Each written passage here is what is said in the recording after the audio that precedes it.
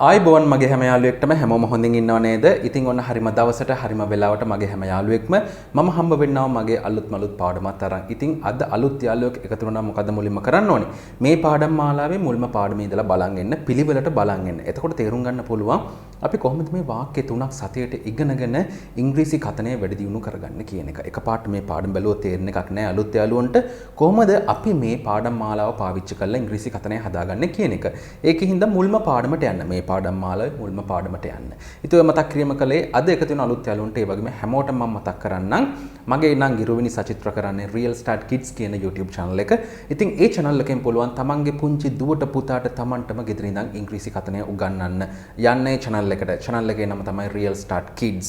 ඉතින් ওই channel එකෙන් පුළුවන් තමන්ගේ පුංචි දුවගේ පුතාගේ ඉංග්‍රීසි කතනය වැඩි දියුණු කරගන්න. තේරුණා නේද? ඉතින් ඔය මතක් කිරීම කළේ මගේ හැම යාළුවෙක්ටම. ඉතින් එහෙනම් දැන් අපිට පුළුවන් අද අපිට ඉගෙන ගන්න තියෙන අලුත් දිගම දිග වාක්‍ය තුන ඉගෙන ගන්න. මේවා බලලා නිකන් ඉන්න බෑ. මොකද කරන්නේ? මේවා තමන්ගේ අකුරින්ම පොතක ලියා ගන්න. පොතක ලියාගෙන මේවා හොඳට කටහැල්ලා ප්‍රැක්ටිස් කරන්න. මේවා මේ කටපාඩම් කරන්න කියනවා නෙමෙයි. ප්‍රැක්ටිස් කරන්න. වරද්ද කතා කරන්න. මේ වගේ දේවල් තමන්ගේ යාළුවෙක්ට කියන්න. යාළුවෙක් නැත්නම් තනියෙන් හරි මේවා ප්‍රැක්ටිස් කරන්න. තේරුණා නේද? ඉතින් එහෙම කරොත් අනිවාර්යයෙන්ම ඉංග්‍රීසි කතනය හදා ගන්න පුළුවන්. තේරුණාද? බලමු එහෙනම් මොනවද අද අපිට ඉගෙන ගන්න තියෙන අලුත් වාක්‍ය තුන කියලා. බලමු මොකද පළවෙනි වාක්‍ය කියලා. පළවෙනි වාක්‍ය විදිහට තියෙන්නේ ඔහු සඳහන් කරන්නේ ඉන්දියාවෙන් ආනයනය කරන ලැබූ නාඩු සහල් අද සිට වෙළඳපොළට කිලෝග්‍රෑමයක් රුපියල් 97කට මුදා හරින බවයි. ඉතින් මේක කොහොමද කියන්නේ? මේ වගේ වාක්‍යයක් ටිකක් දිගයි. නමුත් මේවා හරි සරලයි. අපි ඉගෙන ගමු මීට කලිනුත් මම ඕන තරම් මේ වගේ දේවල් කියලා දීලා තියෙනවා. මේකෙත් බලමු අපි මොනවද ඉගෙන ගන්න තියෙන්නේ කියලා. right? he states ඔහු සඳහන් කරනවා කියන අදහස. ඔහු සඳහන් කරන්නේ ඔහු සඳහන් කරනවා ඒ අදහස් එනවා මේකේ. right? he states that nadu rice imported from India. Nadu rice imported from India. Indiaවෙන් import කරපු නාඩු සහල් කියන අදහස. ඒ කියන්නේ ආනයනය කරපු නාඩු සහල් කියන අදහස. He states that nadu rice imported from India will be released. Rice will be released. සහල් will be released. නිකුත් කරાવી මොන සහල්ද? nadu rice imported from India. ඉන්දියාවෙන් ආනයනය කරන ලැබූ නාඩු සහල් කියන අදහස will be released. නිකුත් කරાવી කොහෙටද? To the market. market එකට වෙළඳපළට. To the market at 97 rupees. රුපියල් 97කට at 97 rupees per kilogram. කිලෝග්‍රෑමයක් per kilogram. කිලෝග්‍රෑමයක් රුපියල් 97කට at 97 rupees per kilogram from today. අද සිට from today. බලන්න ආපහු එක සැරයක්. He states that nadu rice imported from India will be released to the market at 97 rupees per kilogram from today. දැන් මේකේ මෙන්න මෙහෙම දෙයක්ත් තියෙනවා. පොඩ්ඩක් බලන්නකො මෙහෙම කියන්න පුළුවන්. Nadu rice will be released to the market. Nadu rice ඒ කියන්නේ නාඩු සහල් වෙළඳපළට නිකුත් කරાવી. මේකේ මේ නාඩු සහල් කියන එක තමයි පොඩ්ඩක් විස්තර කරලා තියෙන්නේ මුලින්ම මොන නාඩු සහල්ද කියන එක. Nadu rice imported from India. ඉන්දියාවෙන් ආනයනය කරන ලැබූ නාඩු සහල් කියන අදහස. Nadu rice imported from India will be released to the market. Will be released to the market at 97 rupees per kilogram. කිලෝග්‍රෑමයක් රුපියල් 97කට අද සිට from today. මම හිතනවා කොහොඳටම තේරෙන්නේ නැද කියලා. බලමු දෙවෙනි වාක්‍යය මොකද්ද කියලා. දෙවෙනි වාක්‍ය විදිහට තියෙන්නේ මේ අතරතුර කොළඹ වරායේ තිබූ සීනි කන්ටේනර් 95ක් ලංකා සතුස වෙත මුදා හැර තිබේ. කොහොමද කියන්නේ මේ අතරතුර? right? meanwhile මේ අතරතුර meanwhile 95 sugar containers. ඒ කියන්නේ containers container කියන අදහස 95 sugar containers 95 95ක් මොනවද?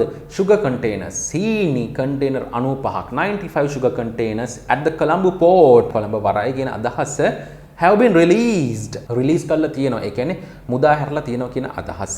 have been released මුදා හැරලා තියෙනවා to ලංකා සතුස. ලංකා සතුසට මුදා හැරලා තියෙනවා container 95ක්. මොන container ද? සීනි container. කොහෙද තිබ්බේ මේවා? කොළඹ port එකේ. කොළඹ වරායේ. තේරුණා නේද? Meanwhile 95 sugar containers at the Colombo port have been released to Lanka සතුස.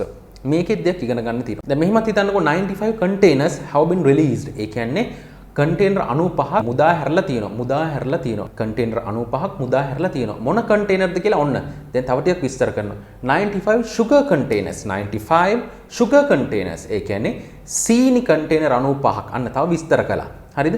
කොහේ තිබ්බේවද කියලා බලන්න. 95 sugar containers at the Colombo port. Colombo වරායේ තියෙන sugar containers 95ක් මුදා හැරලා තියෙනවා. have been released. තේරුණා නේද? අන්න එහෙමයි දිග්ගස්සන්නේ මේවා. තේරුණාද? Tamanට කියන්න ඕන දේවල් මේකෙන් විස්තර කරන්න. ඊට පස්සේ අන්තිමට දාන්න පුළුවන් have been released. මුදා හැරලා තියෙනවා. Meanwhile, 95 sugar containers at the Colombo port have been released to Lanka සතොස. මේ අතරතුර කොළඹ වරායේ තිබූ සීනි කන්ටේනර් 95ක් ලංකා සතොස වෙත මුදා හැර තිබේ. මම හිතනවා ඔක හොඳටම තේරෙන්නේ නැති කියලා. බලමු තුන්වෙනි වාක්‍යය මොකක්ද කියලා. තුන්වෙනි වාක්‍ය විදිහට තියෙන්නේ එකටියාපුර බන්ධනාගාරයේ කාන්තා රැඳවියන් හට ජංගම දුරකථන සහ වෙනත් තහනම් ද්‍රව්‍ය ලබා දීමට තැත් කළ ප්‍රධාන වෛද්‍ය නිලධාරීවරයා ඔවුන් අත්අඩංගුවට ගත්තා. අපි බලමු මේ වාක්‍ය කොහොමද කියන්නේ කියලා. They arrested ඔවුන් අත්අඩංගුවට ගත්තා. They arrested the chief medical officer. Chief medical officer ප්‍රධාන වෛද්‍ය නිලධාරීවරයා කියන අදහස. Chief medical officer කොහේ කෙනාද?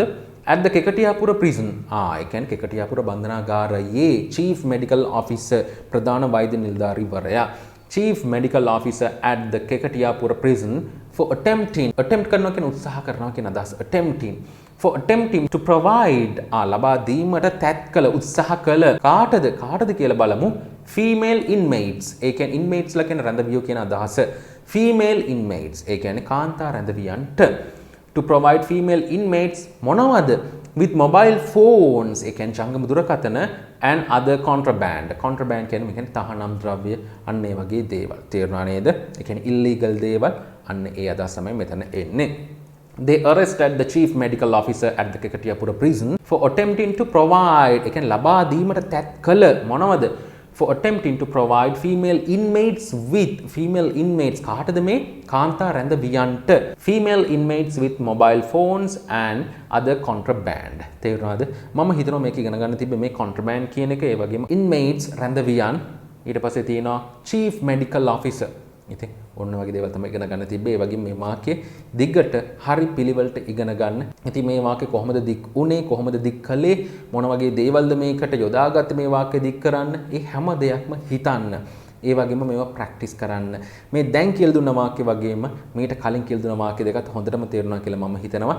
ඉතින් මේවා මම ඉස්සෙල්ලා කිව්වා වගේ broken විදිහට, ඒ කියන්නේ මේ හරි විදිහට නෙමෙයි, කැඩි මේවා කතා කරන්න. එහෙම කරොත් ඔයාලට දවසක හොඳටම ඉංග්‍රීසි කතා කරන්න පුළුවන්. තේරුණා නේද? ඉතින් ඔය දේවල් හොඳට මොළවේ තියාගන්න. මේවල මොනවා හරි දෙයක් අහගන්න තියෙනවා නම් මට සඳුදා අඟහරුවාදා උදේ 11යි දවල් 1යි අතර මට දුරකථන ඇමතුමක් දෙන්න පුළුවන්. ඉතින් මං හරි ආසාවෙන් ඉන්නවා මගේ හැම යාළුවෙක්ටම උදව් කරන්න. මම මේ දන්න දේවල් ටිකෙන් ඉතින් මේ පාඩම් මාලා සම්බන්ධයෙන් මොන හරි ගැටලුවක් තියෙනවා නම් අන්නේ දවස්වලට කෝල් එකක් දෙන්න පුළුවන්. ඉක්මනින් අපි අලුත් පාඩමකින් හම්බ වෙමු. හැබැයි මේ හම්බ වෙනකන් මගේ හැම යාළුවෙක්ම වෙනදටත් වැඩිය ගොඩක් පරිස්සමෙන් ඉන්න ඕනේ.